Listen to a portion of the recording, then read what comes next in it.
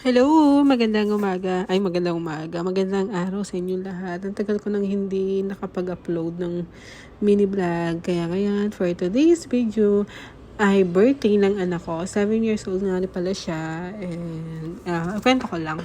Pumasok muna ako sa trabaho. Then, mga bago mag alas 9, pumunta kami dito sa school at nagpakain kami sa mga classmate niya.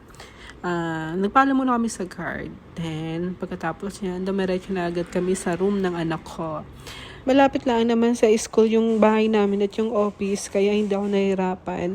Pala tinulungan na nga ni pala kami ng bayaw kong si RJ sa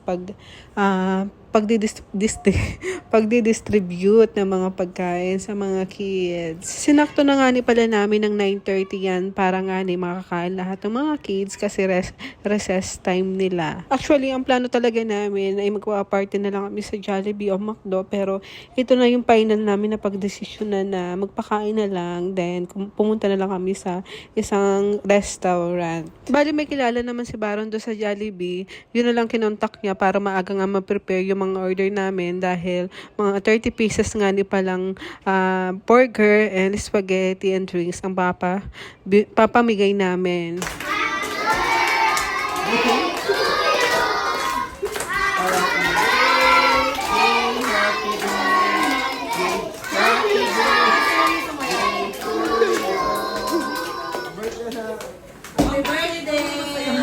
Pagkatapos nga kantahan yung anak ko dyan, ay syempre, ang susunod na ay mamimigay na kami ng mga foods. Ayan, masayang-masaya kami kasi nakikita ko yung mga bata na happy din sila. Yun ang mas importante sa akin at sa amin lahat na mapasaya mga bata.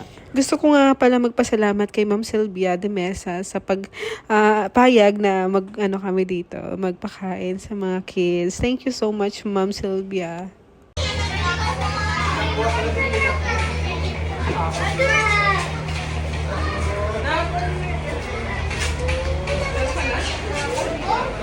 Bago nga pala kami mamigay niya ng mga foods, ay minake sure ko muna kung ilang piraso ang makakapasok sa room. Then, kung may pasok. Shoutout nga po pala dito sa mga gandang dilag.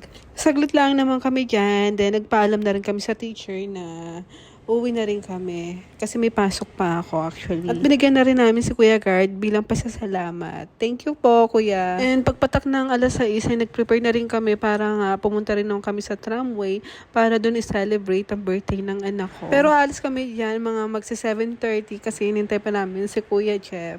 Shoutout kay Kuya Jeff at kay Ate Inday. Sa Timog Tramway nga pala kami pupunta. Nauna na nga pala sila dito, Mr. ko, saka yung isa kong kaibigan. Hanggang 9:30 lang kasi kami. Happy birthday nga pala sa aking pinakamamahal na anak na si David. Pagkarating nga namin din ay dumiretso na rin kami kumuha ng pinggan kasi 2 oras lang kami dito. Kapag pupunta ka pala dito ay dapat wala kang tanghalian para masulit mo. Syempre, dapat muna kantahan si birthday boy. Maliit na cake nga nila ang pala in order ko para hindi masayang.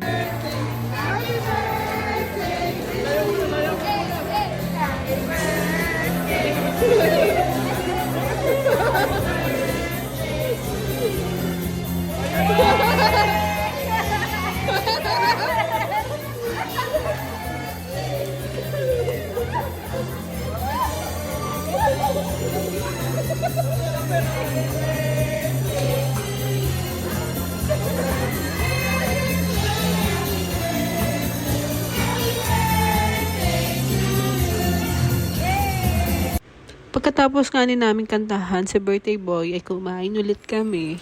Masaya din kami mag-asawa kasi nakikita namin yung anak namin na nag-i-enjoy talaga siya. Pag mag 9:30 ay dumating na pala galing Marinduque ang nanay ko at si Tito Louie. And yun lang ang ganap for today's video. Maraming salamat sa inyo lahat. Sana nag-enjoy kayo. Bye-bye!